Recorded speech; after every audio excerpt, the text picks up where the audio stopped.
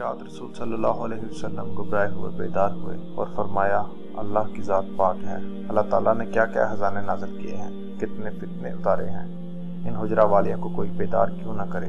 آپ کی مراد ازواج مطہرات سے تھی تاکہ یہ نماز پڑھیں۔ دنیا میں باریک کپڑے پہننے والیاں بہت سی آخرت میں